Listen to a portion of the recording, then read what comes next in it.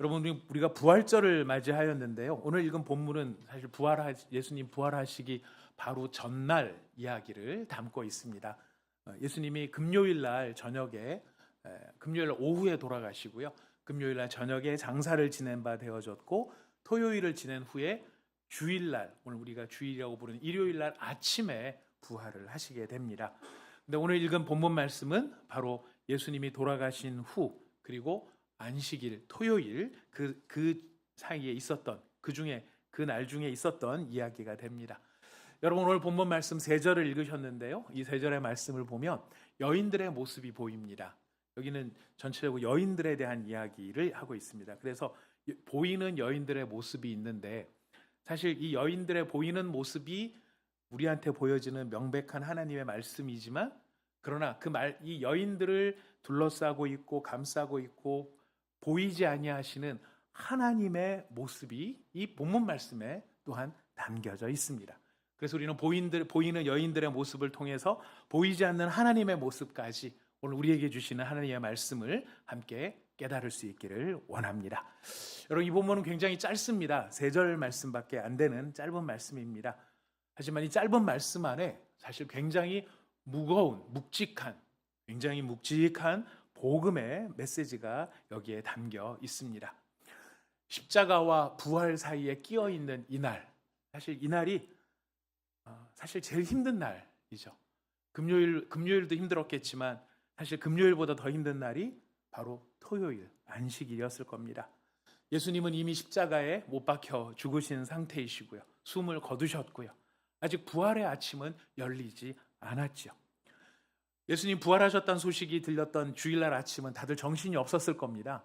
왜? 죽은 줄 알았는데, 예수님 진짜 돌아가셨는데, 진짜 돌아가신 예수님이 살아나셨다고 하니까 혼비백산하고 이게 사실이냐 아니냐 기냐 마냐, 여러분, 새로운 이벤트가 열린 것입니다. 제자들은 그 예수님의 부활 소식을 따라 정신없는 또 하루를 지냈을 것입니다. 하지만 예수님이 부활하시기 전에 바로 이 토요일은 이도 저도 아닌 온통 마음이 무너져 버린, 하늘도 잠잠하고 땅도 잠잠하고 제자들의 마음도 무너져 버린, 모든 것이 멈춘 것 같은 그 시간, 바로 이 시간이 바로 토요일 날 시간이었습니다. 성경은 이런 조용한 장면을 절대 그냥 넘어가지 않고 있습니다. 왜냐하면 여러분 아시겠지만 하나님은 때때로 가장 크고 가장 중요한 일을 가장 조용한 시간에 행하시는 분이시기 때문입니다. 여러분, 그런 사실 경험해 보셨나요? 아마 경험해 보셨으리라고 생각합니다. 하나님은 시끄럽고 막 큰 소리가 나고 막 눈에 보이는 게 대단한 그런 때에도 하나님이 큰 일을 행하시게 하시죠.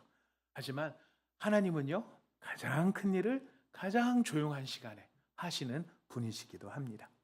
우리는 어떻습니까? 우리는 불꽃 튀는 장면에 주목하게 되죠. 하지만 하나님은 씨앗이 땅 속에서 조용히 갈라지고 그곳에서 새로운 싹이 나오는 시간을 소홀히 여기지 않으십니다. 우리는 환한 무대에 집중합니다. 그러니 이벤트를 하시는 분들, 이쪽 업종에 종사하시는 분들은 어떻게 무대를 화려하게 보일까를 늘 생각을 하면서 구성을 하지만, 우리 하나님은 막이 다 내려가고 침묵만이 남아있는 그 무대, 아무것도 없는 것 같은 그 무대에서 구원의 일을 이루시기도 하신다는 것입니다. 그래서 바로 오늘 우리는 그 침묵의 시간에 대해서 저희가 살펴보려고 합니다. 십자가는 이미 지나갔고 부활은 아직 오지 않았던 바로 그때의 하나님의 사람들은 예수님의 시신을 보았고요. 예수님의 몸이 무덤에 들어가는 것을 보았습니다. 그리고 그들은 예수님의 몸에 바를 향유와 향품을 준비하였고 안식일이 되었기 때문에 계명을 따라 쉬는 모습을 보여줍니다. 여러분, 이런 어떻게 보면은 너무나 주목받지 않는 대목이에요. 우리가 이 성경 말씀을 읽으면서, 복음서를 읽으면서 예수님의 십자가, 참혹한 십자가에 막 주목하다가 예수님의 부활하신 걸 확 볼 때 이 사이에 끼어 있는 이 3절의 이야기는 어찌 보면 있는 것 같지도 않고 잘 기억도 안 나는, 그냥 그런 일이 있었나 보다 정도로만 생각되는 대목입니다. 그러나 놀랍게도 이 3절의 말씀은 우리에게 중요한 질문을 던지고 있습니다. 부활이 아직 보이지 않는 시간에 믿음은 무엇을 하고 있는 것일까? 부활이 보이면 믿음은 오히려 쉽습니다. 그렇지 않습니까? 부활하신 예수님을 딱 보는 거니까요. 하지만 부활이 아직 보이지 않는 이 시간에 믿음은 과연 무엇을 하고 있는 것일까? 이제는 모두가 잠잠합니다. 세상이 잠잠하고 성도도 잠잠하고 하나님도 잠잠하신 것처럼 보여요. 하나님이 잠잠하신 것처럼 보이는 이 순간 성도는 그럼 어떻게 서 있어야 하는가? 모든 것이 끝났다고 여겨지는 이 자리에서 참된 신앙은 어떤 모습을 과연 보이는 것일까? 여러분, 이런 질문을 우리에게 던지고 있는 것입니다. 여러분, 54절 말씀을 다시 한번 같이 보시겠습니다. 54절 읽어보실까요? 시작. 이날은 준비일이요 안식일이 거의 되었더라. 준비일이다. 뭘 준비하는 날일까요? 안식일을 준비하는 날입니다. 유대인의 안식일은 토요일입니다만은 안식일이 시작되는 시간은 우리로 말하면 금요일 날 저녁 시간부터입니다. 해가 지면 안식일이 시작이 되는 거. 예수님 몇 시에 돌아가셨을까요? 예수님 오후 3시쯤 운명하셨습니다. 예수님 오후 3시쯤 운명하시고 안식일 날은 장례를 치를 수가 없습니다. 유대인의 안식일 규정상 이 장례를 치르는 건 일로 분류가 되기 때문에 장례를 치를 수가 없습니다. 그러니까 지금 남아있는 시간에 이 일을 다 해결을 해야 됩니다. 오후 3시에 돌아가신 예수님을 내리고 그 예수님을 서둘러 장례를 지내야 되는 거예요. 이 3시간 안에 전부 끝을 내야 됩니다. 우리 가운데도 우리 모든 분들이 다 장례를 경험을 합니다. 어느 한 가정도 예외 없이요. 어떤 가정만 그냥 누가 돌아가시고 이러는 게 아니죠. 모든 가족의 이 소천을 경험을 할 수밖에 없습니다. 그럴 때 우리 보통 3일 장례를 치릅니다. 이 3일이 긴 것 같지만 어떤 때는 길게도 느껴지고 긴 줄 알았는데 너무 짧게도 느껴져요. 이 3일간의 시간이 유족들에게는 사실 이 슬픔을 충분히 이렇게 어떻게 삭힐 수 있는 시간은 되지를 못합니다. 의미를 반추하고 슬픔 속에 내 자신을 잠잠히 침잠하면서 가족들과의 먼저 떠나보낸 가족들과의 관계를 생각하고 우리가 이런 좀 상실과 슬픔을 삭힐 수 있는 시간이 되면 좋은데 사실 장례 때는 그렇게 못합니다. 장례 때는 정신이 없습니다. 장지 알아봐야 되죠. 버스는 불렀느냐, 장소는 예약했느냐, 누가 오기로 했느냐 이런 거 하나하나를 따지고 있다가 보면은요 3일이라는 시간도 정신이 없습니다. 근데 여러분 3일도 정신이 없는데 3시간 안에 이 모든 것을 마쳐야 되는 예수님의 장례는 오죽 분주했겠습니까? 제자들은 다 도망갔고요. 함께했던 제자들 요한을 빼놓고는 다 도망갔고 남아있는 그 12명의 제자들 외에 다른 사람들이 예수님의 장례를 하나하나 지금 진행을 하고 있습니다. 장례를 진행하는 사람이나 도망간 제자들이나 이제 예수님을 무덤에 안치하고 난 다음 서둘러 무덤을 봉하고 예수님의 몸을 무덤에 누이고 돌을 굴려서 그 입구를 막고 어쨌든 마무리가 된 겁니다. 그리고 지금부터는 긴 침묵이 이어지는 것이죠. 제자들에게 이 시간은 어떤 시간이었을까요? 어두움의 시간일 수밖에 없겠죠. 모든 게 단절되고 끊어진 어두움의 시간. 소망이 꺾인 시간이죠. 소망이 꺾인 시간. 기대가 무너진 시간입니다. 무슨 기대입니까? 예수님이 메시아이시다. 예수님이 하나님의 아들이시다. 예수님이 이 유대를 새롭게 하나님의 나라로 만드실 위대한 왕이시다. 이런 기대감이 가득했었던 제자들이 하루아침에 그냥 나락으로 떨어진 거예요. 여러분, 예수님이 고난을 당하셨던 이 고난주일 첫 월요일 날 무슨 일이 있었냐면 예수님이 월요일 날 예루살렘에 승리의 입성을 하셨어요. 승리의 입성을 하실 때에 예루살렘에 있었던 모든 사람들이 종려나무 가지를 꺾어서 길바닥에 뿌리고 자신의 옷을 깔고 예수님은 나귀를 타고 입성을 하셨습니다. 호산나 호산나 주의 이름으로 오시는 이여. 예루살렘에 있었던 모든 사람들은 이제 로마의 압정이 끝나고 다윗이 그러하였듯이 이스라엘의 새로운 번영의 시대가 도래할 것이라는 강한 기대감이 그들에게 있었습니다. 하지만 그들의 모든 기대감은 하룻밤의 음모에 모든 것이 끝이 나버리고 맙니다. 대제사장과 또 사두개인들과 바리새인들과 빌라도가 서로 책임을 미루는 애매한 관계 속에 어쨌든 결론은 예수는 죽어야 한다였습니다.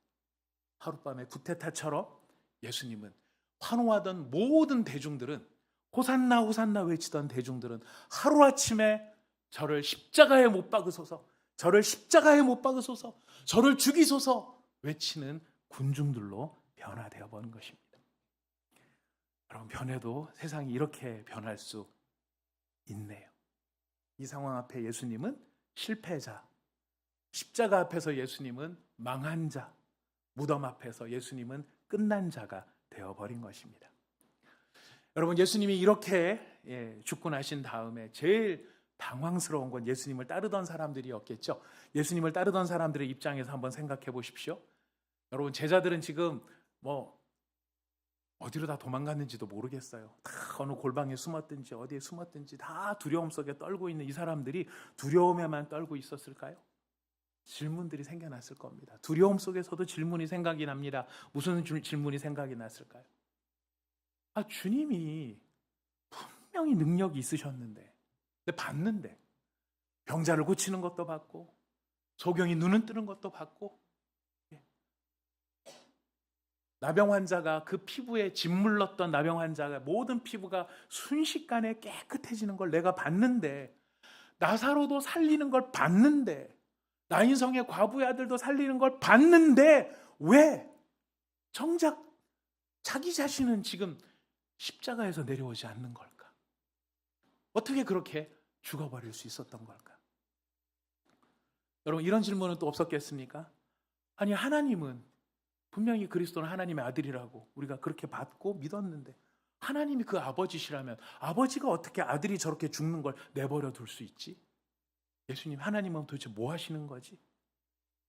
마지막 세 번째 질문 이런 거였겠죠. 예수님이 의로운 분이라는 것은 제자들도 알고 세상이 다 압니다. 그런데 어떻게 가장 의로운 사람이 어떻게 저렇게 가장 비참하게, 저렇게 악랄하게 진절머리 나는 고통 속에 최후를 맞이하는 걸까? 여러분, 이건 제자들이 예수님의 죽음을 보면서 갖는 생각이기도 했겠지만, 사실은 이런 의문은 우리가 살아가는 인생의 시간에도 사람마다 다 각각 존재하는 것 같습니다. 여러분, 우리가 하나님의 살아계시는 것을 모르는 사람들입니까? 하나님의 능력이 있는 분이라는 걸 우리가 부정하는 사람들입니까? 아닙니다. 대부분은 아닙니다. 여러분, 다 하나님의 살아계심을 믿으시죠? 하나님이 능력이 있다는 것도 믿으시죠? 그런데 왜 내 현실 속에서 이런 일이 일어나는지를 이해할 수 없는 때가 우리에게 찾아온다라는 것입니다. 왜 내게 이런 일이 일어날까? 왜 이렇게 오래 기다리게 하시는 걸까? 왜 기도했는데도 길이 안 풀리는 걸까? 왜 사랑하는 사람을 그렇게 붙들어 달라고 기도했는데 하나님은 데려가 버리시고 마는 걸까? 왜 하나님을 섬기려 하고 사람을 섬기려 하는데 나는 사방이 막히고 마는가? 목회를 하다 보니까 신앙의 어려움이 무엇인지를 많이 생각을 하게 됩니다. 정말 신앙이 어려운 점은요, 신앙생활이 어려운 점은 사람들이 하나님을 믿지 않아서 생기는 어려움도 있습니다. 근데 그거보다 더 힘들고 더 해답을 주기 어려운 질문들이 있습니다. 하나님의 사람들에게 생기는 질문입니다. 분명히 하나님을 믿는 사람인데, 분명히 하나님이 계신 줄 아는데 하나님이 이해가 되지 않는 거예요. 이게 제일 어려워요. 어떻게 이해를 시킬 수도 없어요. 설명을 해준다고 해서 설명이 통하지도 않습니다. 궁금하다고 해서 이렇게 물으시는 분들이 계십니다. 질문하지 말라는 뜻이 아니고 질문하십시오. 얼마든지 제가 설명드릴 수 있는 부분은 제가 설명드리도록 하겠습니다. 근데 설명드린다고 이해가 되는 것은 아닙니다. 말씀이 선포되더라도 깨달아지는 것은 아니더라는 것. 그러면 그런 마음속에 남아있는 깊은 물음표 하나, 나 하나님 모르는 거 아닙니다. 하나님 인정합니다. 하나님 살아계십니다. 저 하나님 사랑합니다. 그런데 하나님 이해가 되지 않습니다. 여러분, 바로 그 시간이 지금 이 토요일 안식일의 시간이 제자들이 경험하고 있는 시간인 거예요. 여러분, 눈에 보이는 시간은 이런 시간으로 흐르고 있죠. 하지만 눈에 보이지 않는, 우리가 읽었지만 우리가 읽은 그 여인들의 모습 말고 여인들의 모습을 감싸고 있고 그 여인들의 행위 속에 스며져 있는 하나님의 모습이 있어요. 우리가 보아야 할 것은 바로 여인들의 이 같은 모습을 통해 질문하게 되어진 우리 신앙적인 질문에 대해 하나님이 대답하시는 대답을 우리는 대답에 귀를 기울일 수 있기를 원합니다. 그것이 무엇이냐면 예수님이 그 무덤에 들어가 있는 시간, 제자들은 쉬는 시간, 다음 장례를 준비하는 시간, 하나님의 구원의 역사는 끝났을까요? 계속되고 있을까요? 여러분 어떻게 생각하십니까? 하나님의 구원은 계속되고 있습니까? 아니면 멈추어져 있습니까?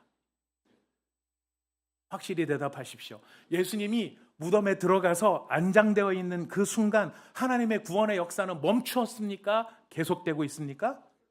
할렐루야, 계속되고 있습니다. 사람들은 끝이라고 생각합니다. 하지만 하나님은 끝나고 계신 것이 아니라 이루고 계셨습니다. 사람들은 패배라고 생각했습니다. 하지만 하나님은 바로 그 패배처럼 보이는 십자가의 사건을 통해 죄와 사망을 깨트릴 수 있는 승리를 준비하고 계셨습니다. 사람들은 침묵합니다. 누구도 입을 열지 못했습니다. 무슨 말을 하겠습니까? 그 죽음 앞에서, 그 현실 앞에서 뭐라고 말을 할 수 있겠습니까? 침묵합니다. 하지만 하나님은 그 침묵 속에서 부활의 새벽을 빚고 계셨던 것입니다. 농부가 씨를 뿌리러 나갑니다. 제가 농사를 지은 건 아니라 이 일들은 잘 모르지만 예전에 농촌 봉사활동 몇 번 갔던 게 저는 전부입니다. 근데 씨를 이렇게 뿌리라고 해서 씨를 뿌렸는데 전 씨를 뿌리고 난 다음에 당황했어요. 씨를 뿌렸는데 뿌린 씨가 안 보여요. 혹시 보이시는가요? 저는 농사를 많이 안 져서 잘 모르겠습니다. 제가 뿌렸던 씨는 무슨 배추씨 이런 무씨 이런 거 뿌리라 그래갖고 이제 뿌렸던 건데 씨를 이게 흙에다 뿌려놨더니 그 흙 속에 씨가 떨어졌는데 그 다음부터 씨가 안 보이는 거예요. 그 정도로 씨가 작더라고요. 그리고 그 다음 날 아침 이렇게 제가 물 주고 이제 씨 뿌리라고 해서 물 주고 그 다음 날 아침 제가 나가서 제가 씨를 뿌리니까 사람이 그런 마음이 있더라고요. 보통 때는 뭐가 잘하고 뭐하고 하는 거 신경도 안 쓰는데 내가 씨를 주고 내가 물을 줬더니 관심이 생기더라고요. 그래서 그 다음 날 가서 바라보고 있는 겁니다. 언제 싹이 나나, 싹이 안 나나, 어제 뿌렸는데 싹이 안 나나. 여러분 그날 다음 날 싹이 날까요, 안 날까요? 그 농촌 봉사활동 했던 그 교회, 이번에 우리 주일학교 저희 중고등부하고 대학 청년부가 연합으로 해서 그 교회 천안에 있는 담빛교회라고 하는 데서 여름 봉사활동 겸 수련회를 같이 진행을 하기로 결정을 했습니다. 가서 이제 또 우리 또 그런 이야기들을 나누게 되겠죠. 그때 목사님 오셔서 목사님 뭐 하고 계세요? 그래서 제가 목사님 왜 싹이 안 나네요? 죽은 건가요? 그랬더니 웃으셨겠죠. 얼마나 가소로웠겠습니까? 네. 목사님 보이지 않는다고 해서 일이 없는 게 아닙니다. 가장 중요한 일은 지금 땅 속에서 일어나고 있습니다. 진짜 중요한 일은 땅 속에서 일어나고 있습니다. 지금 우리가 읽은 본문 말씀은 마치 하나님의 씨앗이 무덤이라는 흙 속에 심겨진 것 같은 시간입니다. 사람들은 끝이라고 생각하고 씨는 보이지 않는다고 생각하고 싹은 나지 않는다고 생각할지 모르지만 하나님은 생명을 준비하고 계시는 것입니다. 여러분, 우리에게도 이런 시간이 찾아올 때 이 본문 말씀은 우리에게 들려주시는 하나님의 말씀이 되는 것입니다. 기도해도 변화가 없더냐? 애쓰고 수고해도 마음에 낙심이 있더냐? 주님을 간절히 찾았는데 어려운 일이 찾아오더냐? 눈물로 기도했는데 오히려 안 들어주는 것 같더냐? 네 모든 수고가 다 헛것처럼 보이더냐? 주님은 그때 우리에게 이 본문을 통해서 말씀하시는 것이죠. 모든 것을 이해할 수 없을지라도 주님, 지금 보이지 않지만 하나님은 일하고 계십니다. 지금 침묵 같지만 하나님은 멈추지 않으십니다. 지금은 무덤 같지만 하나님은 부활을 준비하시는 줄 믿습니다. 여러분, 오늘 본문을 통해 주님은 보이지 아니하는 하나님의 마음을 우리에게 들려주고 계시는 것이죠. 하나님은 안식일 이 토요일에도 일하고 계셨습니다. 저는 상상을 해봤습니다. 예수님이 언제 깨셨을까? 여러분 상상해 보신 적 있으신가요? 예수님 언제 부활하셨을 것 같으십니까? 그날 안 돌아가신 거 아니야?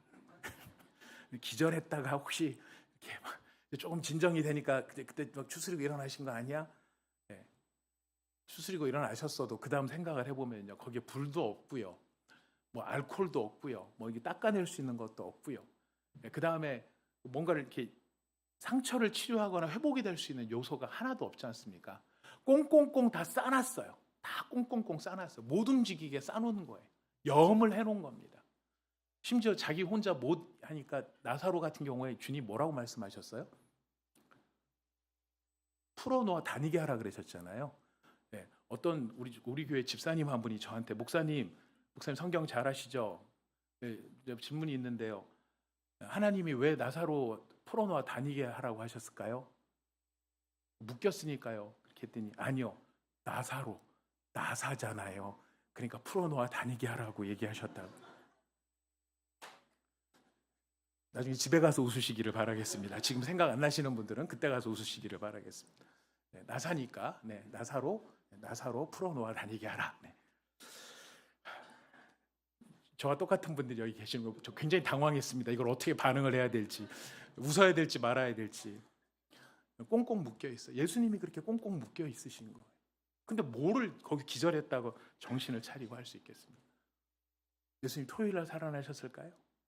아니면 계속 몸이 썩고 있다고 어느 순간에 일요일 날 아침, 주일 날 아침 새벽에 비로소 하나님의 손이 임재하셔가지고 그때 예수님을 막 정신없이 야 이제 일어나야 돼 일어날 시간이야 나가야 돼 그렇게 일하셨을까요? 아니죠. 우리 하나님의 손은 토요일에도 일하고 계셨고요. 사람들은 다 잊고 있는 그 시간에 하나님은 일하고 계셨습니다. 우리가 아무것도 볼 수 없는 그 밤에 주님은 구원의 문을 준비하고 계셨던 것입니다. 여러분은 사랑하는 가족들이 수술방에 들어갈 때가 있습니다. 수술방에 들어가면 가족들은 끝날 때까지 기다리는 거예요. 이게 큰 수술 같으면 여러분 뭐 3시간, 4시간이 아니라 7시간, 8시간, 10시간도 넘어갑니다. 문이 닫혀버린 수술문은 열리지 않아요. 누가 와서 설명도 안 해줍니다. 안에서 기다리는 거, 밖에서 기다리는 게 얼마나 답답한 일인지 모릅니다. 여러분, 그러나 문이 닫혔다고 수술이 멈춘 것은 아니죠. 가장 중요한 일은 지금 수술대 문 저쪽에서 이루어지고 있는 것이. 전 이 말씀을 들으면서 묵상하면서 큰 위로가 되었습니다. 뭐 저의 삶뿐만 아니라 저희들 성도들의 삶을 생각하면서 너무 위로가 되었습니다. 왜냐하면 우리 중에 어떤 분들은 지금 문이 닫힌 분이 계시고 어떤 분들은 예전에 문이 닫혔다 열린 분도 계시고 우리가 살다 보면 또 어느 순간인가 문이 닫히는 순간이 찾아올 수 있겠구나. 그렇겠죠? 설명도 되지 않고 응답도 되지 않고 하염없이 느리게 느껴지는 시간이 있을 수 있을 것입니다. 그러나 여러분 우리 그때 기억할 수 있습니다. 뭘 기억할 수 있을까요? 가장 중요한 일이 닫힌 문 뒤에서 벌어지고 있는 거예요. 가장 중요한 일이 저 닫혀진 수술대 문 뒤에서 생명을 살리는 일이 있을 수 있겠구나. 믿음은 모든 과정을 다 아는 게 믿음이 아닙니다. 믿음은 다 알아서 믿음이 아닙니다. 믿음은요, 문이 닫혀 있어도 지금 보이지 않는 곳에서 일하시는 하나님의 손을 신뢰하는 것이 바로 믿음입니다. 오늘 본문 말씀 우리에게 가르쳐 줍니다. 이해되지 않는 시간에도 분명히 하나님은 역사하고 계신다. 두 번째로 우리 55절 말씀 한번 읽어보도록 하겠습니다. 55절 읽어봅시다. 시작. 갈릴리에서 예수와 함께 온 여자들이 뒤를 따라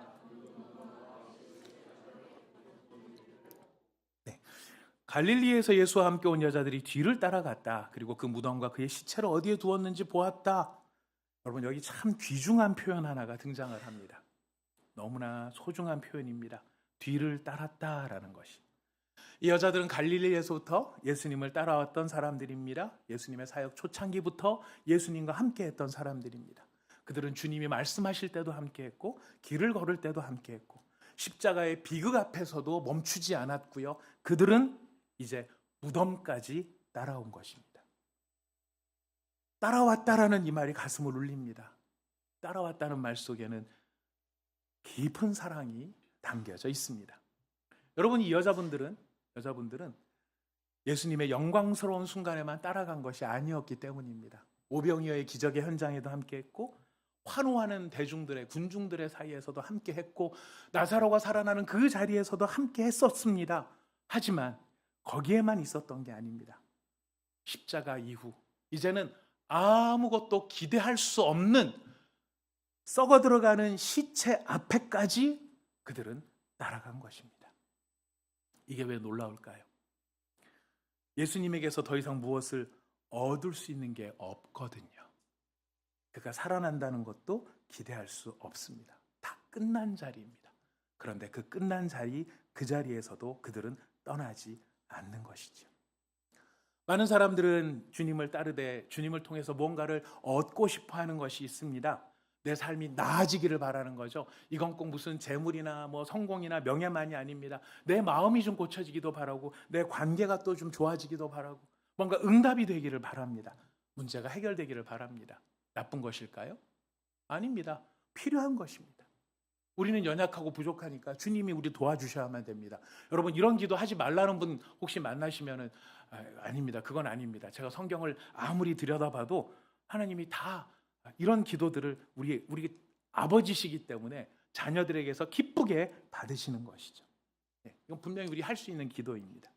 하지만 사랑이 깊어지잖아요. 사랑이 깊어지면 신앙이 달라지더라고요. 사랑이 깊어지면 신앙이 달라집니다. 주님을 따랐던 이유가 무언가를 얻기 위해서 따르는 자리에서 어떻게 신앙이 달라집니까? 무언가를 얻는 것을 넘어서 주님 자신이 귀하기 때문에 주님 곁에 있고 싶은 거예요. 사랑이 깊어지면, 사랑이 깊어지니 주님이 귀해서 그 주님 곁에 함께 머물고 싶어 하는 것이죠. 여인들의 모습을 보십시오. 예수님의 몸은 차갑게 누워 있습니다. 더 이상 따뜻하지 않습니다. 온기가 없습니다. 이 목회를 하다가 보면 가끔 성도님들의 가정에 상에 참여할 때가 있죠. 그때 입관을 하는 자리에도 들어갈 때가 있습니다. 입관을 하는 자리에 들어가 보면 예전에 오카노 목사님 돌아가셨을 때도 이제 그 목사님 시신을 이렇게 내서 이제 가족들이 입관을 하는 시간도 있었고, 또 특별하게 다시 한번 또 내야 될 시간도 있었습니다.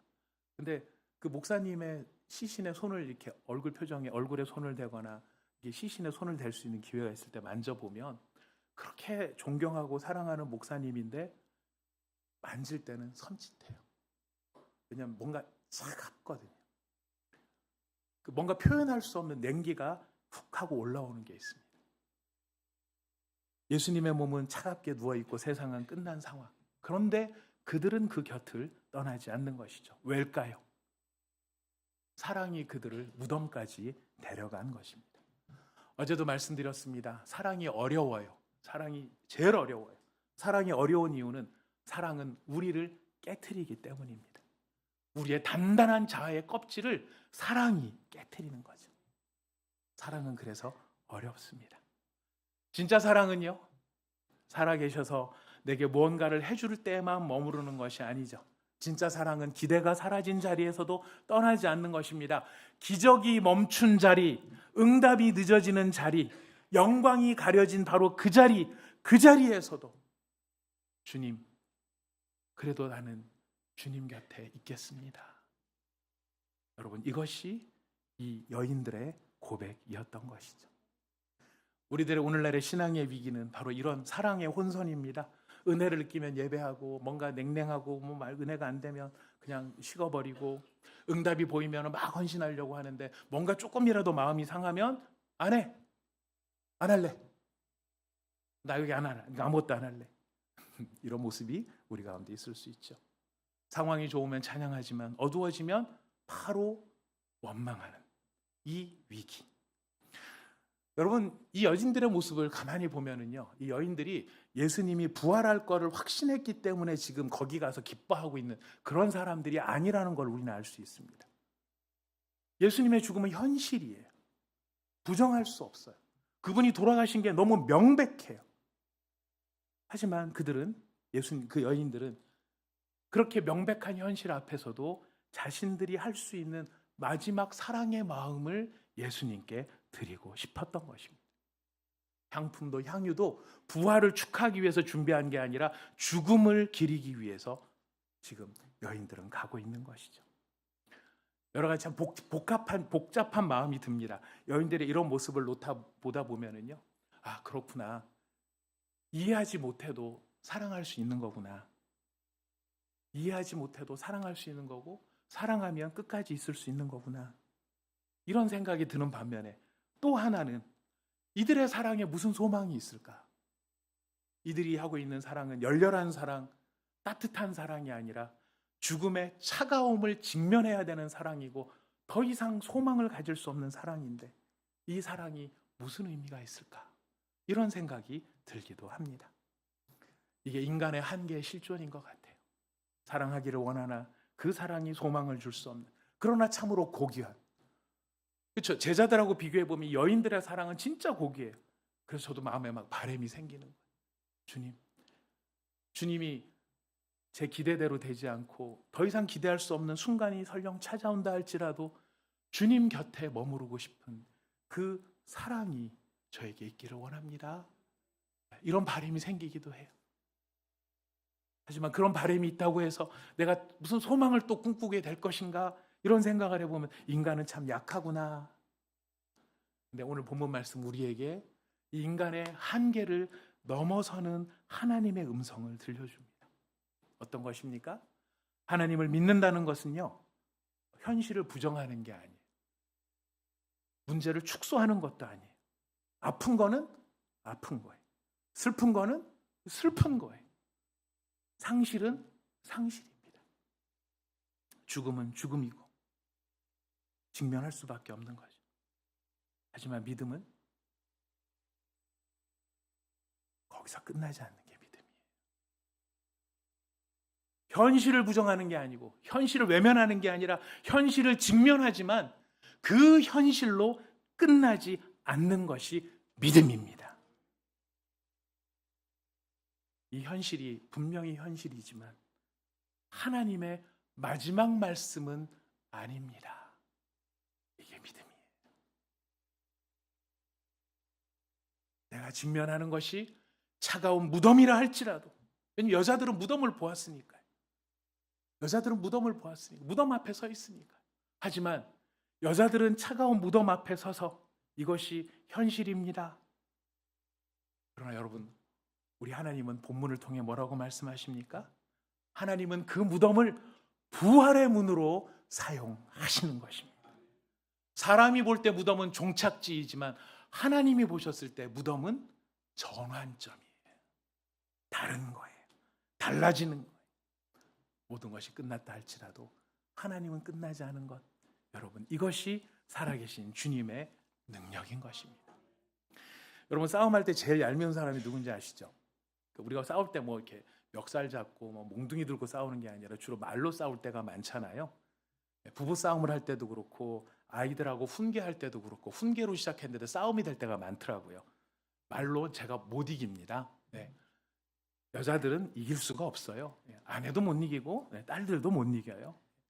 근데 이제 제일 얄미운 게 뭐냐면은 막 말을 하는데 이제 끝까지 안 지는 거 있죠. 왜? 그 남자들 같은 경우 자존심이 있기 때문에 어떻게든지 한 번 이기고는 싶은 마음이 있잖아요. 그래서 누른다고요. 저만 그런 게 아닌 집들이 많으신가 봐요. 감사합니다. 동감해 주셔서. 네. 그런 집들이 많아요. 그래서 제가 권위를 가지고, 내가 아버지인데, 그래도 아빠인데, 남편인데 한마디 탁 합니다. 그럼 이걸로 종결이 돼야 되는데 돌아서면서 끝까지 한마디를 하는 거예요. 그러면 뭔가 내가 큰 소리는 쳤는데 뒤돌아서면서 이긴 것 같지 않은 그런 찝찝함이 있습니다. 여러분, 바로 성도에게 있는 믿음은요, 제가 봤을 때 이런 힘이 있는 것 같아요. 현실은 끝났다 그러는데 성도는 돌아서면서 뭐가? 현실은 무덤이다 이렇게 얘기를 하는 거예요. 이제는 손 쓸 수가 없다, 무덤이다 얘기를 하는데 성도는 울면서 돌이키면서, 그러나 이게 하나님의 마지막 말씀은 아니야. 이게 하나님의 마지막 말씀은 아니야. 이게 끝이 아니라는 이야기죠. 내 앞에 보이는 무덤은 돌로 막혀진 절망의 무덤이지만 주님은 그 무덤의 문을 여시고 부활의 문으로 사용하신다. 사랑하는 여러분, 우리 주님께서는 이 어두움의 시간에 바로 이런 믿음의 일들을 위하여, 구원의 일들을 위하여 일하고 계신 것입니다. 여러분, 여기에서 우리는 짧지만 한 가지만 더 생각하도록 하겠습니다. 56절 말씀, 56절 읽어보겠습니다. 시작. 돌아가 향품과 향유를 준비하더라. 계명을 따라 안식일에 쉬더라. 여러분, 이 말 참 아름다운 말입니다. 여인들이 예수님 사랑했고 사랑하되 입으로만 사랑한 게 아니라 행동으로 사랑하는 사람이었습니다. 향품을 준비합니다. 향유를 준비합니다. 비용을 지불합니다. 아끼지 않습니다. 사랑을 생각에만 머물지 않고 행동으로 하는 사람들입니다. 주님께 마지막 정성을 다하고 싶은 진심이 있습니다. 그런데 그 뒤에 보니까 뭐라고 되어 있어요? 계명을 따라 안식일에 쉬더라. 예수님을 사랑하지만요, 그 사랑이 하나님의 말씀을 넘어가지는 않더라라는 것이. 내게 진심이 있고 내가 열정이 있고 나한테 급한 일이 있지만 그 모든 것들을 하나님의 말씀 안에서, 주어진 하나님의 뜻 안에서 받아들일 줄 알더라라고 하는 것이. 우리의 약점은 여기에 있습니다. 한번 죄송합니다. 여기 확 열이 나면 우리는 마음에 그냥 이렇게 우리를 주체를 못하죠. 주저를 못하죠. 아니, 이렇게 나를 속여? 이렇게 배신해? 이렇게 비열해? 이렇게 치사해? 내가 이런 꼴을 당하고 가만히 있어야 돼? 그럼 내가 머저리, 설교용어로 적당하지 않습니다. 하여튼 다 빼겠습니다. 삐리리 삐삐 이런 걸로 나를 생각할 거 아니야? 이렇게 우리가 화가 날 때 어떡합니까? 하나님, 이건 아무리 하나님 말씀이 그렇게 하지 말라고 했어도 저 이거 화내야 될 것 같아요. 이거 인간이 너무 잘못한 거 아닙니까? 하나님 제 입장 돼보시면 하나님 너무 잘하실 거 아니에요? 이러면서 우리가 우리 자신을 합리화할 때가 많이 있습니다. 근데 지금 이 여인들의 모습이 우리에게 보여주는 세 번째 교훈은요, 하나님의 계명 앞에서, 말씀 앞에 멈출 줄 알더라라고 하는 것이, 순종의 자리를 지키더라 하는 것이. 여러분, 좋은 자동차의 가장 중요한 첫 번째 특징, 뭐가 좋아야 될까요? 엔진이 좋아야 돼요. 근데 여러분, 엔진만 강하다고 좋은 차가 아닙니다. 뭐가 제대로 들어가야 되냐? 브레이크가 제대로 들어가야 돼요. 엑셀만 제대로 밟고 브레이크가 없으면 그 차는 좋은 차가 아니라 위험한 차입니다. 열심은 엑셀과도 같아요. 열심으로 일이 이루어집니다. 하지만 순종은 브레이크와도 같습니다. 엑셀에 있는 신앙은 움직이지만요, 브레이크가 있는 신앙은 안전해요. 이 여인들의 모습이에요. 사랑의 엑셀이 있었지만 순종의 브레이크도 함께 할 줄 알았던 것. 여러분, 이것이 왜 중요할까요? 신뢰가 있다는 이야기예요. 하나님의 말씀 앞에 멈췄다라는 것은 그 말씀이 나를 땡겨서 나를 움직이지 못하게 했다가 아니라, 하나님의 말씀 앞에 섰다는 것은 이 말씀을 신뢰한다는 표현이에요. 소극적인 게 아니에요. 신뢰합니다. 맡겨드립니다. 그래서 여인들은 쉬었습니다. 여인들이 쉬는 동안 무슨 일이 일어났을까요? 여인들은 쉬지만 하나님은 쉬지 않으십니다. 여인들은 안식일을 지키고 있지만 하나님은 그 시간에 부활을 준비하고 계십니다.